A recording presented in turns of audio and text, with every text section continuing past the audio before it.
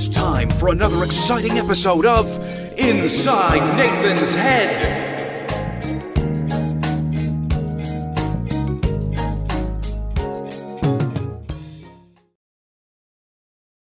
Julius, what are you doing with that hose?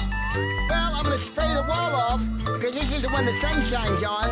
And the air conditioner is working so hard because it's 102 degrees outside. It's really warm. So I decided to try to help it cool off the wall by spraying it off on the inside. Julius, you can't. There is water dripping all the way down the wall.